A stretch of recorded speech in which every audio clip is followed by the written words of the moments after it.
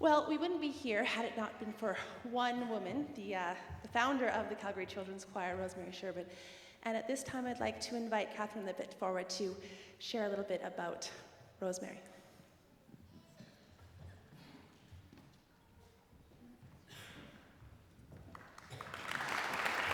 Thank you. Thank you, everybody, for coming to this great celebration of this wonderful organization. I'm proud to have been one of the members of the choir in the first year, which makes me feel exceptionally old.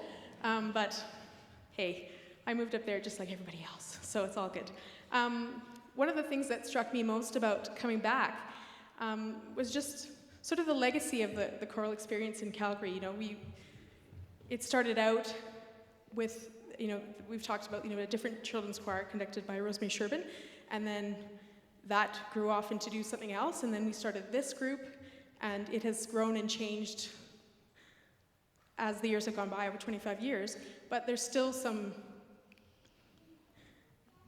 main goals, some main focus that all of these conductors that have worked through the years have got from Rosemary, who got them from someone else, and how we've all grown and changed, yet we can all come back and still speak the same language of music and sing some beautiful stuff together. So thank you very much for giving us all of that and starting it out, and I hope you enjoy the rest of the concert.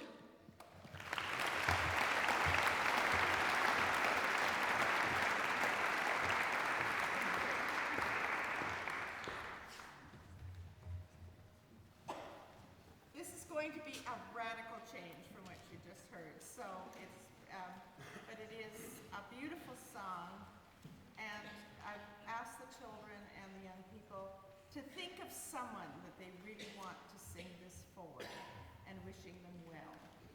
So enjoy.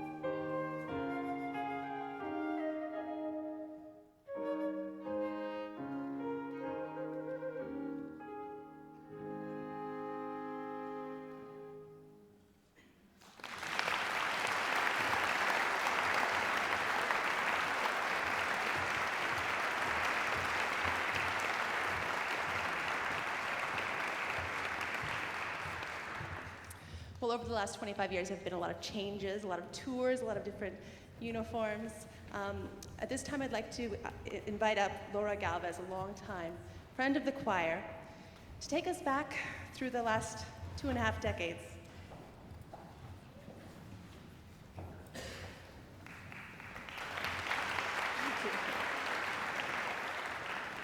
Well, hello everyone. I'm the mother of a son and daughter who became members of the Calgary Children's Choir very close to the beginning of it. And I am the grandma of a very dedicated junior choir singer. It was such luck that our daughter, at the age of 8, who loved music and heard this choir and the Christmas concert at Knox United Church, begged us to let her join. She needed to come to the practices then at Rosedale School by bus, but one day I was unable to go. So I asked her 12-year-old brother to take her, and upon finding the choir members so friendly and the music not too bad, he joined. And I'm grateful that this wonderful experience has made a huge positive difference in all our lives. A lot of research has shown that choir is extremely beneficial in many ways. I have heard of the positive results, for instance, improvement in math, but what I noticed personally is that the singers, being obligated to be a part of the group, to be in uniform, to be totally attentive to the choir leader and their fellow members, becomes a huge advantage. It's amazing how they are able to memorize the music and the words, sometimes in Latin or German, and after many years still appear to remember it. Choir members seem to enjoy the companionship of the others. Having been a volunteer supervisor at the September camp, I've noticed how well they behave and get along. They make no effort to avoid the work and the practicing that they have to do. What is also great are the choir tours. There have been 10 in the Maritimes, England, Germany, New York, France, and Hawaii, hugely successful, and which do wonders for the performance and the socialization of the choir members. Well, that being said, I'm anxious to hear the rest of this amazing concert. So to all of those who have done so much to make this evening special, thank you.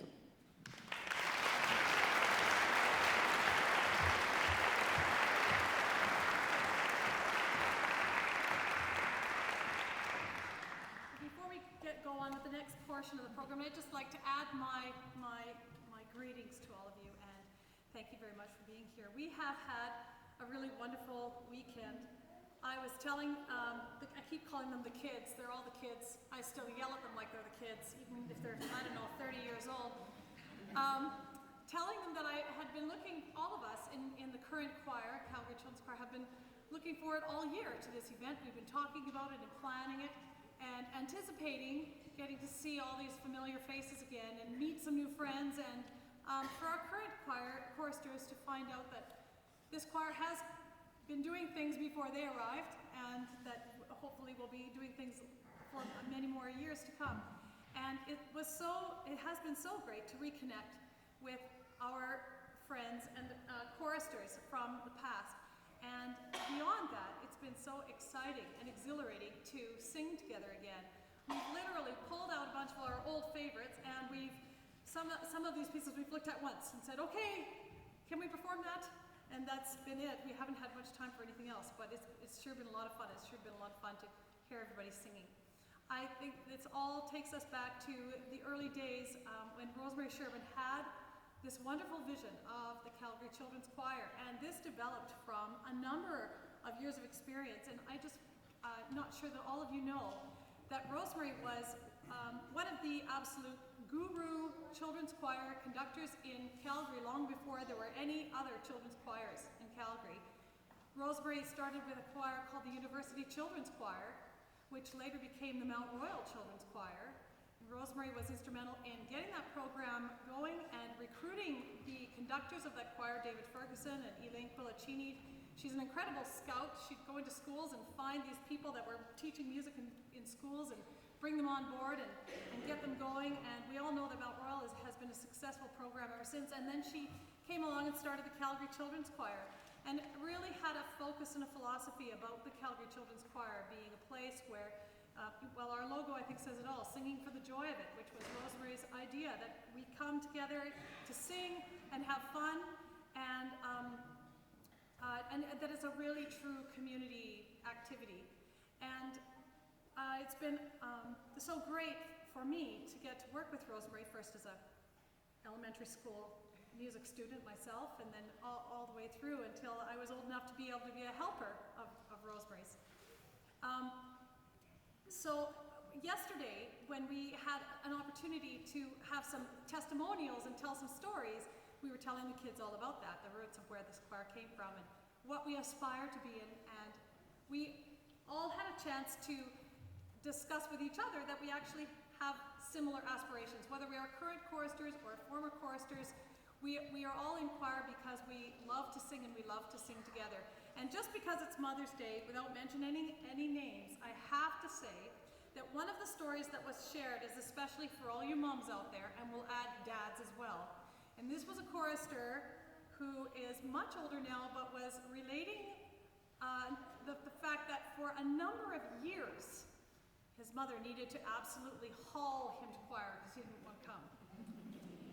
And he was thanking his mother for having put all that effort into getting him to choir, because he had spent many years later, but especially now can look back and recognize that would be hard for her to do. And yet he is so appreciative that she did that, and she's thankful that she did that. And I think we should take a moment right now to thank all of our moms and all of our parents for helping us to get to choir and supporting our activity in choir and bringing us to choir and making sure we come to choir, because we're really glad that you have persevered, because we love to be together and sing.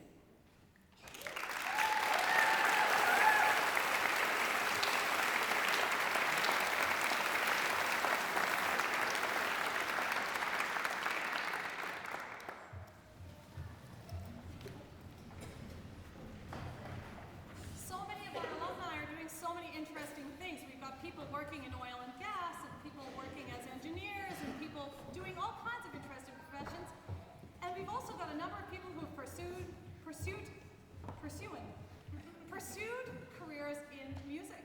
And these 6 ladies standing here have all done that. They have got degrees in music, or they are music teachers, or they are professional singers, or any and all of the above. And so we're inviting Jessica Lutsak and Gina Lowther, Rachael Mollison-Read, Wynne Carley, and Catherine Lippett to sing a portion of this piece as a solo. Oh, and Michelle Cusson.